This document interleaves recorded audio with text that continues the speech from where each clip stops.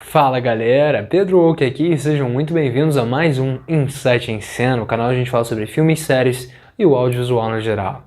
E no episódio de hoje nós vamos falar sobre as minhas viagens de ácido. Não, eu tô zoando, não é sobre isso. Basicamente é um vídeo muito viajado, mas sou eu falando sobre as minhas conclusões da cena dos animais empalhados no filme La GT de 1962.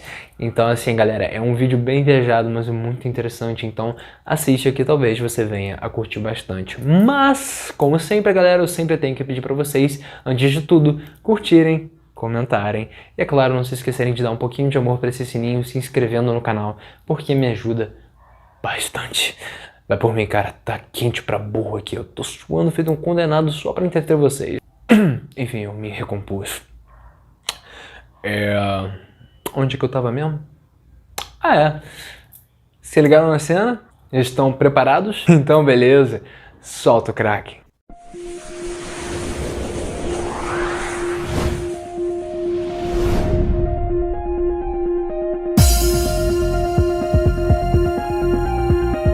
Então pessoal, eu não sei se dá pra ver, mas eu tô usando uma camisa do Flash. E não, eu não vou falar sobre o Flash hoje. Na verdade eu tô usando essa camisa porque tinha uma frase que colocavam muito no Facebook, acho que na época do Orkut botavam ela, e também colocavam no Instagram, que era uma frase que eu gostava bastante, que era sempre associada ao Flash, eu não sei se realmente é dele, mas que vivia dizendo assim, a vida é movimento. E era uma frase que eu gostava bastante.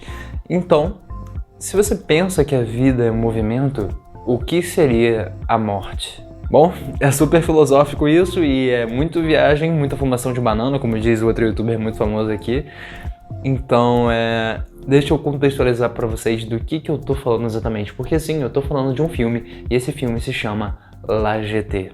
O La GT é considerado um dos melhores filmes de todos os tempos e provavelmente o melhor curta-metragem de todos os tempos. Ele é do cineasta Chris Marker, que era parte da Nouvelle Vague, da French New Wave.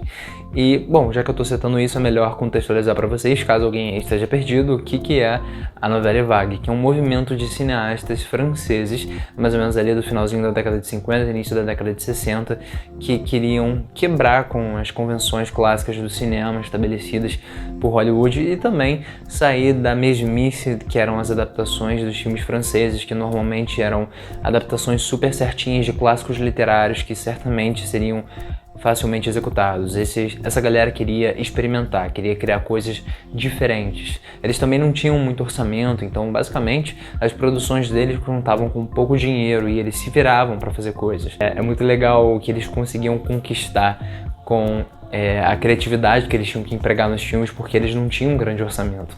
Na verdade, uma coisa que era empregada até antes pelos italianos, no neorrealismo italiano, mas o neorrealismo italiano tinha um compromisso muito grande justamente com a realidade, o realismo da situação, principalmente de uma Itália pós-guerra.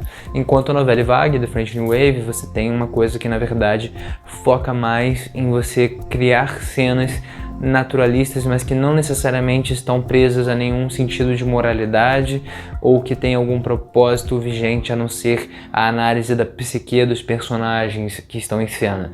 Eles são mais importantes que a história, o que passa na cabeça dessa galera é mais interessante e a análise da psique deles acaba tomando conta dos filmes. Esse movimento começou muito com críticos associados a uma revista chamada Charrier du Cinéma, que era uma revista muito famosa de cinema e até hoje e delas saíram grandes cineastas que fizeram parte da Nouvelle Vague, como Jean-Luc Godard e o Truffaut, eles são dessa galera do Charrier du Cinéma. Só que nem todos esses cineastas saíram do Charrier du Cinéma. Existem outros cineastas que fizeram parte dessa época e que acabaram, na verdade, sendo um pouco diferenciados. Eles eram talvez mais impacientes com a conformidade, né, da galera da margem direita, como veio a ser chamada. E eles também tinham um certo conforto, um gosto pela vida boêmia. Então, os filmes deles eram um pouco diferentes. Você tem essa diferença entre, e eu já vou explicar direitinho essa diferença, o que eles faziam de diferente, mas eles tinham essa diferença entre um lado e o outro. E acabaram ganhando o nome de margem esquerda. justamente por causa do lugar que eles viviam. Eles moravam na margem esquerda de Paris e por isso recebeu o nome da margem esquerda, a parte deles do movimento da Nouvelle Vague. E quem são esses caras? Na margem esquerda a gente tinha caras como Varda, o Alain Resnais e, é claro, o Chris Marker. E o Chris Marker é quem fez, na verdade, o filme La Jetée, que é sobre o que a gente vai falar hoje. E basicamente essa galera tinha um interesse em falar sobre memória, tempo e a ilusão do movimento através do cinema. E isso tudo é muito importante para o La Jetée, porque eu acredito que o La Jetée é o exemplo mais concreto, né? Até porque é um curta-metragem, então ele coloca tudo que dá sobre o movimento, né, da margem esquerda do Nouvelle Vague, do French New Wave, dentro desse filme. Então tudo que você meio que quer trabalhar tematicamente, né, que aquela galera queria falar sobre tematicamente, na margem esquerda está presente no La Jetée. Se você não viu o filme, eu vou praticamente explicar ele agora, então pula essa parte, assiste o filme. Ele tem, na verdade, ele está disponível aqui no YouTube de graça, então você pode assistir, ele é super curtinho, vai acabar rápido e você vai se amarrar, vai na minha. Mas, então, eu vou explicar ele rapidinho pra quem não viu e também não tá nem aí pra pegar spoiler. E basicamente o La Jetée é a história de um viajante no tempo. Esse cara é de um futuro distópico que foi devastado pela guerra e ele é mandado de volta no tempo pra descobrir quem foi a pessoa que acabou, né, destruindo o mundo. Só que no processo ele acaba se apaixonando por uma moça no passado e ao mesmo tempo ele é atormentado por memórias que ele tem de uma morte que ele viu na sua frente quando ele era apenas uma criança. Enfim, papo vem, papo rola, e o que acontece é que no final das contas quem acaba matando ele é a própria organização que mandou ele de volta para o passado, e ele acaba vendo a própria morte quando ele é criança. Então ele testemunhou a sua própria morte através da viagem no tempo quando criança, fazendo do filme um loop fechado. Uma coisa que a gente já viu muito em outros filmes de viagem no tempo, né, a partir desse momento, mas é um filme que, na verdade, nesse ponto, foi muito inovador. É um filme que trata da viagem no tempo de forma muito sofisticada, da forma como a gente trata hoje em dia filmes de viagem no tempo. O filme é totalmente feito como fotografias paradas, que há um pouco um movimento de zoom out, assim, algumas transições que criam a ilusão de movimento, mas na maioria do filme ele é praticamente todo composto de imagens paradas, imagens estáticas. E é muito interessante isso porque quando você está falando de memória, né, basicamente é assim que a gente vê as nossas memórias, né, como fotos, como uma galeria que passa na nossa cabeça. Por isso que algumas a gente consegue lembrar e algumas outras não tanto, porque nosso cérebro meio que prioriza essas fotos que a gente tira mentalmente. Então, a gente tem elas como uma galeria, e isso é muito brilhante que eles tenham representado já naquela época as memórias como fotos. É uma característica, na verdade, da margem esquerda. Eles tinham muita curiosidade e muito talento com outras formas de arte. Eles tinham muito interesse pelo teatro, pela fotografia e por pinturas, e até mesmo sobre literatura.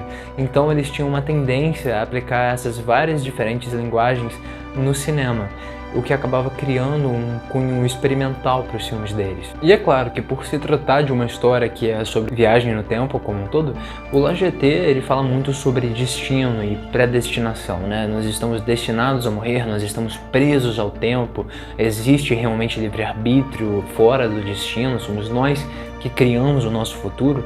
É uma pergunta muito comum na ficção de viagem no tempo e é uma coisa que o La Jetée com certeza propõe, né, com o seu filme.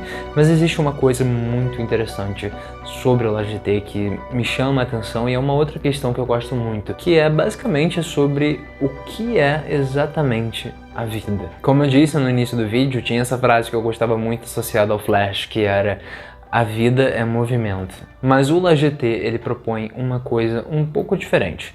Porque, na verdade, se você pensar, o filme inteiro, o nosso personagem principal tá morto. Ele viu a própria morte logo no início do filme. Ele morreu há muitos anos. A sua morte só não o alcançou ainda. Ele ainda vai cumprir esse destino, ainda vai testemunhá-la. Você poderia pensar que as fotos, então, significam que ele está estático, que ele está parado esse tempo inteiro porque ele está morto. E suas memórias continuam como imagens. Mas e se a gente analisar de uma outra forma e pensar que, na verdade, a própria vida pode ser a ilusão do movimento, o que, de uma forma muito megalomaníaca, igualaria o cinema à vida. O cinema é a ilusão de movimento. O cinema não é tão diferente do que a gente vê nesse filme. É que os frames são muito mais velozes, mas não passa de um movimento de imagens estáticas, criando uma ilusão de ótica para nós. Uma ilusão de que aquilo tudo está acontecendo em tempo real, bem na nossa frente. Mas o LGT propõe que, na verdade, talvez, assim como as imagens paradas com uma ilusão de movimento, e ligando isso ao fato de que a gente sabe que o nosso protagonista está morto o tempo inteiro depois que você assiste o filme uma vez, talvez a gente possa pensar na vida como a ilusão de movimento, um sonho de movimento, a ideia mental de se movimentar, criando a ilusão de que realmente estamos nos movimentando nesse sonho. É muito viajado, eu sei, mas eu tenho algumas razões para acreditar nisso. Inclusive tem uma cena, que é a cena de análise, que é muito interessante, que é a cena dos animais empalhados. Sabe, os personagens estão num lugar que tem esses vários animais empalhados, eles estão mortos, são um museu. E o que acontece é que eles criam, né, como sempre no filme, a ilusão de movimento com as imagens, mas elas estão estáticas. Então os nossos personagens principais estão tão estáticos quanto os animais que estão nesse museu, que são, na verdade, apenas uma memória preservada. Isso não só é uma grande indicação da grande virada do filme, do fato de que nossos protagonistas de fato estão mortos, assim como aqueles animais, mas também pode ser uma indicação de que, na verdade, toda essa ilusão de movimento seja um equivalente não da morte em si, mas da vida, porque a ilusão do movimento fala muito mais sobre a vida deles do que sobre a morte deles. A morte é o único fato concreto que existe ali. A única coisa que nós sabemos com certeza é que aqueles animais morreram. Mas existe toda uma parte nossa que imagina aqueles animais com vida, que quer chegar perto, conhecê-los, entendê-los. E eles ganham vida através dessa percepção, dessa mentalidade, da tentativa de encaixá-los em uma narrativa visual que faça com que nós entendamos a vida. E o mesmo é dito para nós. O único fato de concreto que a gente sabe sobre qualquer coisa das grandes perguntas do universo é que em determinado momento nós vamos morrer. E isso já é determinado. Então, de uma certa forma, talvez sejamos todos como esses animais empalhados, seres mortos que têm essa ilusão de movimento, que é a nossa vida, a nossa história.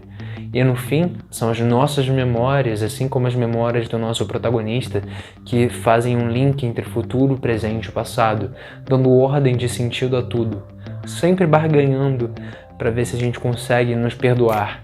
Sempre nós conosco. Uma relação mental que existe entre vários níveis de consciência nosso. Da mesma forma que o nosso protagonista, quando criança, tem uma relação consciencial com ele mesmo, quando ele vê a própria morte, sem saber disso, até que o seu momento chegue em si. É muita fumação de banana?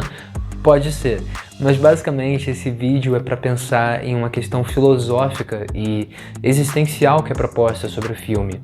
E também é um jeito de incentivar vocês a assistirem e tirarem suas próprias conclusões sobre o que vocês acham que significa, na verdade, o LGT, sobre o que ele fala realmente, além do que a gente pode já pensar sobre destino, predeterminação, prisão, que talvez o tempo possa ser considerado. E é um filme que vale muito a pena ser visto pelas inovações ideológicas dele, no sentido de como ele é construído, justamente por ele fazer esse diálogo sobre memória, espaço, tempo e essa experimentação com a fotografia e o cinema, criando assim uma obra multifacetária que continua a encantar e atrair muitos fãs de cinema. Então, eu queria basicamente falar sobre essa cena e essa ideia que eu tive, Essa ideia é meio doida, mas que realmente ficou na minha cabeça, e eu espero que vocês deem uma chance aos cinemas da Novela Vague, principalmente os filmes da margem esquerda. Também tem filmes excelentes como Hiroshima, Meu Amor, e ano passado em Mirambá. Eu super recomendo esses filmes também. Altas análises e brainstormings pra gente ter sobre esses filmes também. Então assistam e pensem sobre, e porque é muito legal.